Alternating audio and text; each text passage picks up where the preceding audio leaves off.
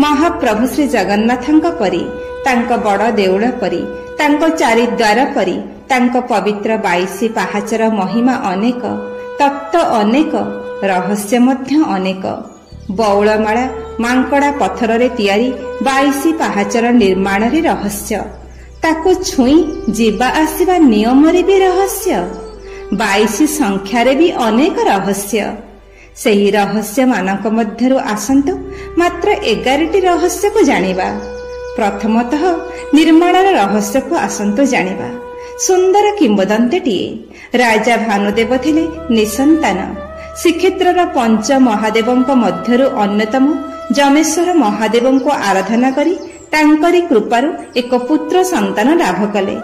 किंतु जेतेबेले पुत्रर कोष्ठी बा जातक विचार करागला सेतेबेले राजा जानिले पुत्रटी अल्पायु अर्थात तार बयस मात्र 22 वर्ष। अत्यंत दुखरे राजा भानुदेव पुणी जमेश्वर महादेवंक पाखरे शरण पशिले।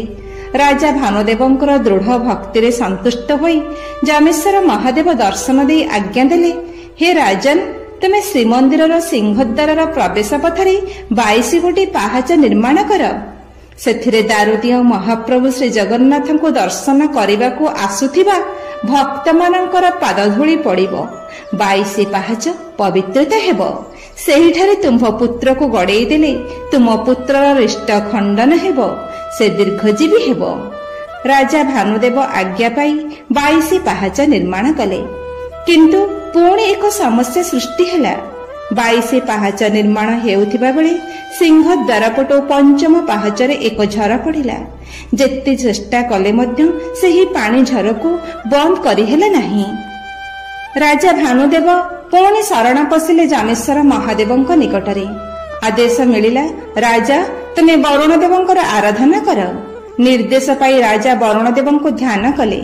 स्वप्न वरुण देवता दर्शन दे कहिले, काली प्रभातरु समुद्र स्नान करिवो, जहा मिलिबो ताकु नै झर मुहरे देले झर बंद होइछिबो। परदिन प्रत्युषर राजा भानुदेव जाई समुद्र स्नान करन्ते एक कला रंगर मांकड़ा पत्थर पाइले। सही पत्थर को आनी झर जगार देबारु झर बंद होइगला। एहापरि श्रीमंदिरर 22 पाहाचर निर्माण कार्य संपूर्ण हैला। राजगुरुंकर परामर्श अनुसार राजा भानुदेव निज पुत्र को सही 22 पाहाचरे गड़ाई देले, जहाद्वारा पुत्रर समस्त रिष्ट खंडन होई से दीर्घायु हैला। सेही दिन ठारू पितामाता माने निज संतानर आरोग्य आयुष कामना करी 22 पाहाचरे गड़ेई दियंती। जेउ 22 पाहाच कोटी कोटी भक्तंकर पद धूली रे साक्षात तीर्थ अटे।